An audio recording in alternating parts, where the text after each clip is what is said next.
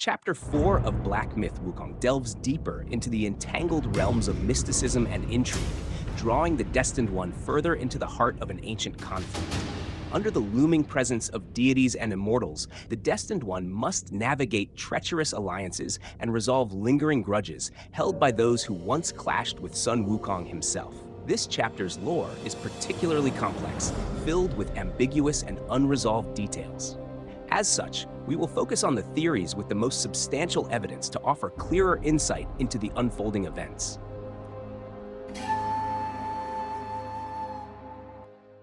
In the events at Pansy Cave from Journey to the West, Tang Sanzang and his disciples arrive at a village that appears peaceful and welcoming. To avoid alarming the villagers with the unusual appearances of his disciples, Tang Sanzang decides to seek alms alone. He approaches a house inhabited by 7 beautiful maidens who seem friendly and invite him inside. Once inside, the maidens prepare an extravagant feast.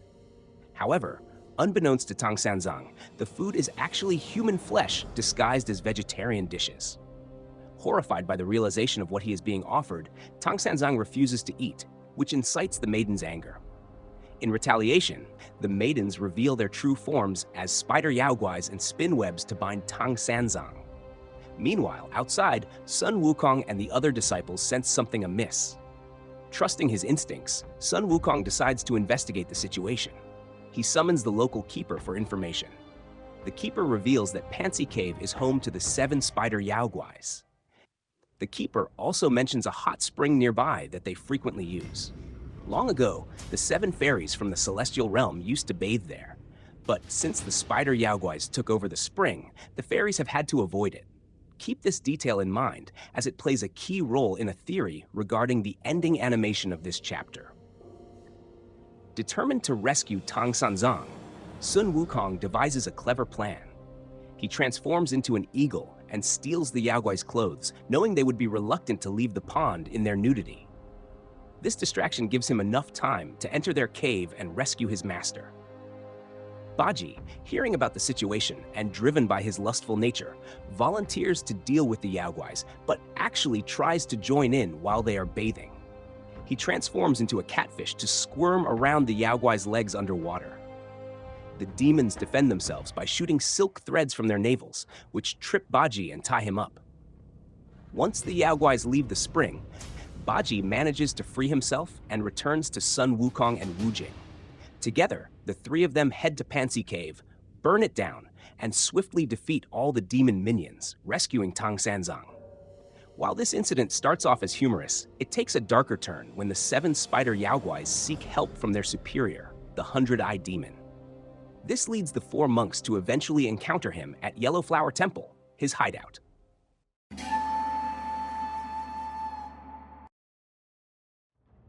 In the original novel, the Hundred Eye Daoist is a centipede demon residing in the Yellow Flower Temple. His most formidable skill is his 1,000 eyes, which radiate a brilliant golden light that causes great pain. He serves as the senior to the 7 spider yaoguais and disguises himself as a Taoist priest. After their defeat at the hands of Sun Wukong, the spider yaoguais seek his help for revenge. In a cunning plot, he lays a trap by offering poisoned drinks to the monks when they stop for a rest at his temple. Sun Wukong sees through the ruse and refrains from drinking, but the other 3 monks do partake, becoming poisoned in the process. The yaoguai seize Tang Sanzang and hold him hostage, while Sun Wukong manages to capture the 7 spiders. Refusing to exchange Tang Sanzang for his junior demons, the 100 Eye Daoist provokes Sun Wukong's anger. The yaoguai king uses his 1,000 Eyes skill to attack Wukong, who is overwhelmed by great pain and forced to flee. In a moment of desperation, Wukong encounters a grieving woman whose husband has also been slain by the yaoguai king. This woman is actually the goddess of Mount Li, Lishan Lamu in disguise. She instructs Sun Wukong to seek assistance from Bodhisattva Palampo on Purple Cloud Mountain, but reminds him not to reveal that she guided him there, as Palampo has been living discreetly for over 300 years and has kept her name incognito. When she asks Sun Wukong how he knows about her being there, he refuses to answer. However, out of respect for the great sage and the pilgrims, she agrees to help. With her intervention, Pilanpo subdues the Yaoguai king using an embroidery needle extracted from her son's own eyes, Maori Xingguan, a rooster deity, one of the 28 constellations. After the demon king is captured, Pilanpo sends him to guard her Thousand Flowers cave at Purple Cloud Mountain. A notable difference between the original novel and the 1986 TV series is that in the latter, the Spider Sisters survive, while the Hundred Eye Daoist meets his demise.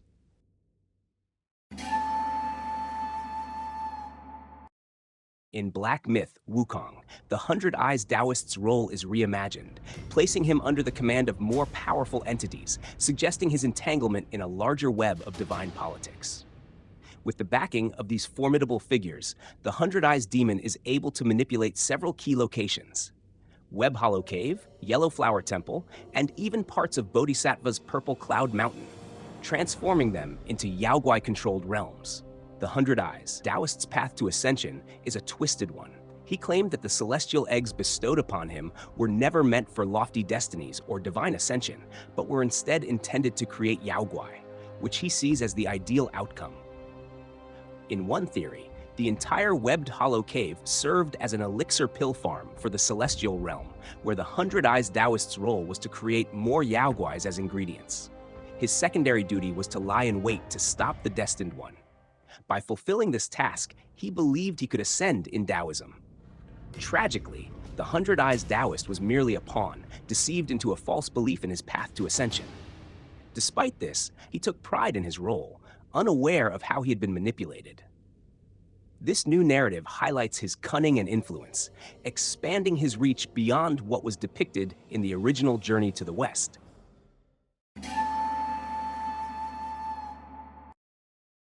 Two celestial eggs from Mount Kunlun descend into a blessed land on Earth, but due to the weaker will of the mortal realm, these celestial eggs fail to fully mature, losing many of their celestial powers.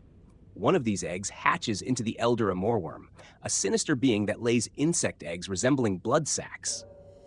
When ingested, these eggs unleash larvae that consume the host's internal organs. Depending on the larvae's unique nature, the host undergoes a grotesque transformation, turning into various insect-like Yaoguais.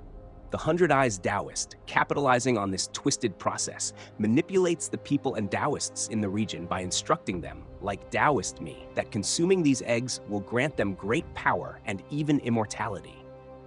In reality, this only turns them into mindless Yaoguais completely under his control, furthering his influence and solidifying his dark reign over the region. The Hundred Eyes Daoist brings a pair of enormous arms into the webbed hollow. The arms are described as the hands that plucked lotus from waters pristine, suggesting a divine origin, possibly belonging to a Buddha or a Bodhisattva. Given the fate of Bodhisattva Lingji's head in Chapter 2, it's heavily implied that these hands might once have belonged to Pilanpo Bodhisattva. The Daoist, continuing his twisted manipulations, places two egg-like objects within the hands, which later transform into grotesque Yaoguais. These creatures resemble bees, but their tails take the form of hands. Their terrifying habit involves hanging upside down from the cave ceiling, using their hand-like tails to lure prey. Once their prey is within reach, they clap their hands together, crushing their victims into pulp before devouring them whole. The left-handed Yaoguai eventually ventures into the mountains to train, but is presumably devoured by the frog Yaoguai, Baoli Gu Ba. This leaves the right-handed Yaoguai, unable to clap anymore, prefers to guard narrow mountain paths, where it uses the terrain to trap and devour any intruders. This eerie, unsettling creation reinforces the overarching theme of divine powers corrupted by malevolent forces, much like the Hundred Eyes Daoist's own descent into darkness.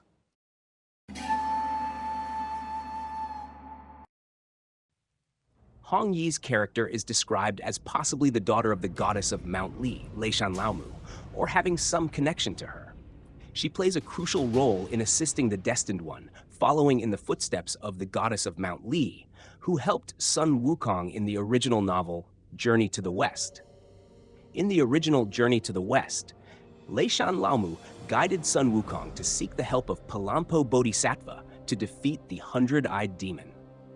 While Wukong was desperate and unable to save his master and fellow disciples, She disguised herself as a weeping woman, mourning the loss of her husband at the hands of the Hundred-Eyed Demon, guiding Wukong to find Palampo Bodhisattva for help. In the game, when the Destined One arrives at Purple Cloud Mountain, Hong Yi is seen in a similar state of mourning. In a direct nod to the goddess of Mount Li's role in Journey to the West, Hong Yi appears as a weeping snake, mourning the loss of her husband. She also guides the Destined One in subduing the Yaoguai on the mountain. Hong Yi's most heartbreaking connection is with Maori Xingguan, the sun rooster of Hairy Head, depicted as Dawnstar in the game. He is the son of Palampo Bodhisattva. During the early days of the Heavenly Court, Hong Yi witnessed Dawnstar's ascension to the prestigious 28 constellations, a position bestowed by the Jade Emperor. She was slightly older than him, and having grown up together due to the deep connections and frequent interactions between their families, she always saw him as a younger brother. However, their downfall began when the Hundred-Eyed Demon, once thought to be defeated and controlled by Palampo Bodhisattva, possessed Wukong's relic and corrupted Dawnstar.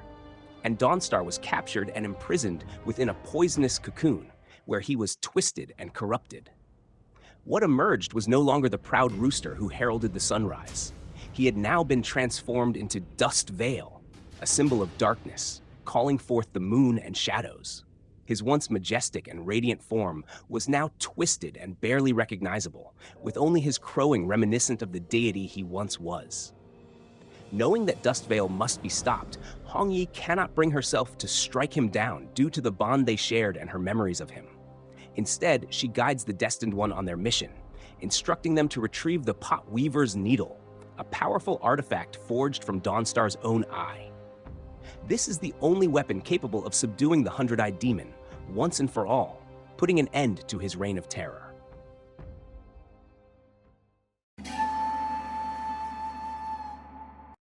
Is a deity in Chinese Taoism, often portrayed as a fierce guardian or celestial official who oversees order and discipline among the gods and immortals.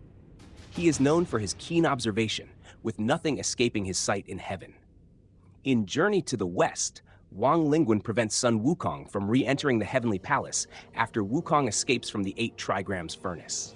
In Black Myth, Wukong, Wang Lingguan has a distinctive appearance, with a head shaped like a right hand, symbolizing his role as the right-hand man of the Jade Emperor. His character is rigid, strictly adhering to the rules and enforcing celestial law without emotion. In Chapter 5, Bajie calls him a slanderer, suggesting that Wang Lingguan may have played a role in Bajie's punishment and exile from heaven.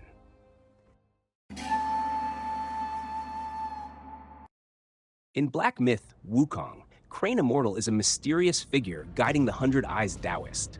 Based on the clues and conversations, there are strong hints that Crane Immortal is either Taishang Laojun or another high-ranking Taoist deity. In Taoism, cranes symbolize longevity, making it plausible that Crane Immortal represents an entity tied to this concept, possibly Taishang Laojun, who is associated with immortality and alchemy. During a conversation between Crane Immortal and the Hundred Eye Daoist, they refer to His Majesty, which likely points to the Jade Emperor, and Her Majesty, who could be Queen Mother of the West, Shiwangmu, a powerful deity residing on Mount Kunlun. The Taoist believes that by collecting relics and obtaining their power, he can free himself from the reign of Kunlun. However, the conversation reveals that even if the Hundred Eye Daoist is allowed to go after achieving his goals, the Spider Sisters must stay behind, hinting at their deeper entanglement in this celestial scheme. The 4 talisman pillars scattered throughout the map serve as seals, preventing Yaoguais from escaping the region. The disappearance of the 4th Spider Sister after the talismans are removed raises more intrigue. Her desire to escape is thwarted, and we hear her scream, warning us to flee. Her fate is revealed later when Crane Immortal mentions that she will be transformed into a pill, reminiscent of Taishang Laojun's method of refining elixirs in his 8 trigrams furnace, which also plays a role in son Wukong's story from Journey to the West, where Wukong is burned in the furnace after his rebellion. All of these connections strongly suggest that the Hundred Eye Daoist operates under the Queen Mother of the West, but is being closely monitored or inspected by Taishang Laojun and Wang Lingguan, the Supreme Inspector, known for enforcing celestial order. This layered narrative adds to the depth of the game's lore, blending Daoist deities and celestial politics with Yaoguai mythology.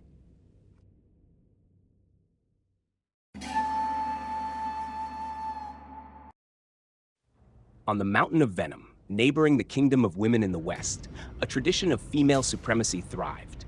The mountain was ruled by the Scorpion Queen, a Yaoguai of desire, renowned for her enchanting beauty. She practiced the Tao of concentration, excelling in the arts of pleasure and seduction, with countless partners aiding her in these pursuits. Among these partners was a male scorpion, adorned in golden armor with powerful claws, whose formidable presence earned the queen's favor. Together, they produced a brood of scorpion offspring. However, when none of the offspring were female, the queen lost interest in passing down her techniques, and the golden-armored scorpion soon fell out of favor as well. Angered by her neglect, the male scorpion, proud and self-assured, took his children and left the mountain, severing ties with the Scorpion Queen and her domain. Later, during the journeyer's passage through the Kingdom of Women, the Scorpion Queen, true to her nature as a Yaoguai of desire, kidnapped Tang Sanzang. In retaliation, Sun Wukong, with the help of Maori Xingguan, or Dawnstar in the game, whose crow struck down the queen, killed her instantly. Upon learning that the Dawnstar of the 28 constellations was responsible for her death, the male scorpion vowed revenge. Hearing that Webbed Hollow was the foremost place for insect Yaoguais to cultivate, the Scorpion Lord moved there with his sons, the Scorpion Princes. He even proposed marriage to the Spider Sisters, but was harshly rejected, being called a parasite by the fourth sister, further fueling his bitterness. In the end, he returned to Purple Cloud Mountain, unable to take revenge against the now ferocious Duskveil. Drowning his sorrows in alcohol, he lamented his failures. In his dying words, as he was struck down by the Destined One, he mourned how he had failed his wife and still had revenge to take.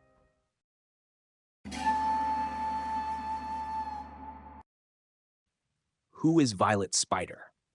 The ending video of Chapter 4 shows that Violet Spider was originally a fairy from the Celestial Realm.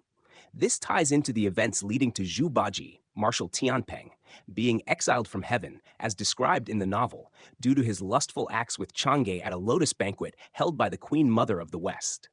However, in the video, the one Bajie chases after may not be Chang'e, but rather the Jade Rabbit, as suggested by her movements, jumping, and hairstyle resembling rabbit ears, along with her flirtatious nature toward the Marshal. Some speculate that she could be Taiyin Xingjun, the goddess of the moon. However, at the banquet, Taiyin Xingjun is an honorable guest and even brings her fairies to dance and entertain. Chang'e is the main dancer.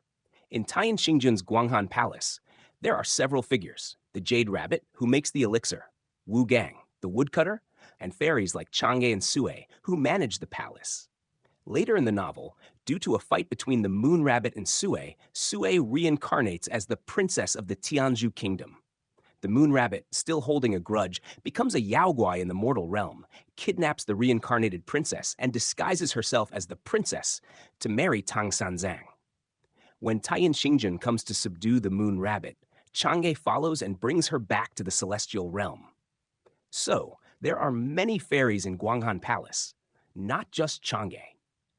Additionally, at the Lotus Banquet, the Queen Mother of the West's 7 fairies are always present, tending to the deities and guests, each with specific duties, some welcoming guests, some playing instruments, and some pouring wine. It's possible that Violet Spider is one of these fairies. In fact, there is a description saying that Bajie bumped into Violet Spider while she was bringing a wine kettle. So, which of the 7 fairies is Violet Spider? Of course, she is the purple-clad fairy. In many Chinese stories, the purple-clad fairy is often associated with affection or love interests. For example, in the 1999 cartoon version of Journey to the West, the purple-clad fairy is close to Sun Wukong, helping him and ultimately being punished by the Queen Mother. In Chinese belief, purple symbolizes immortal love, faithfulness, and loyalty. Another clue is the detail about 7 fairies from the celestial realm used to bathe in a hot spring, which is now occupied by 7 spider Yaoguais. The hot spring, named Zuogo, also appears in the game, hinting that the Violet Spider is connected to these 7 fairies.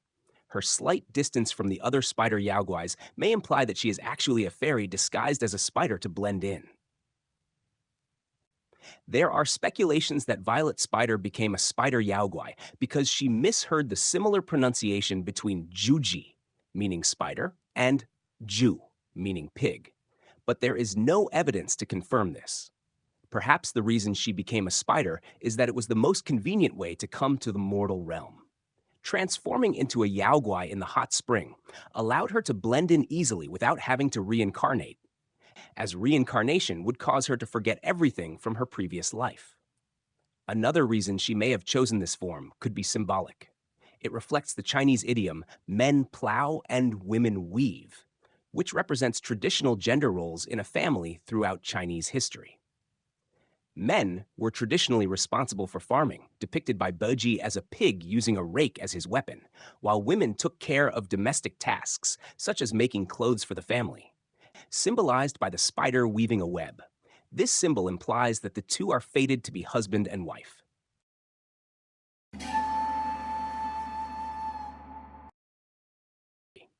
Who were the couple that Bajie saw having a tryst?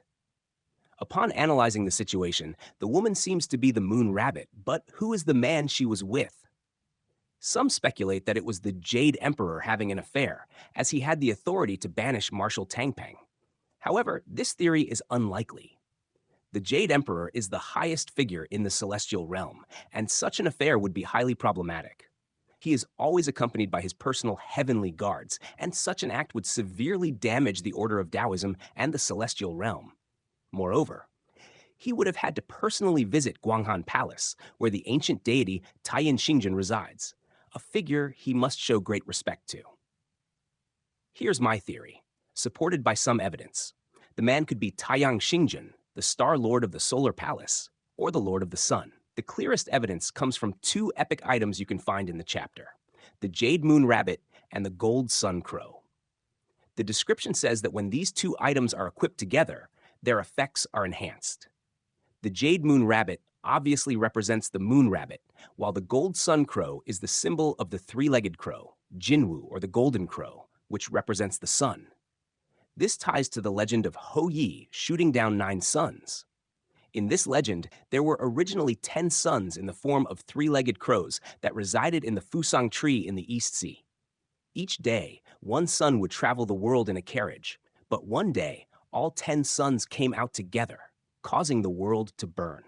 Hou Yi saved the world by shooting down all but one of the suns.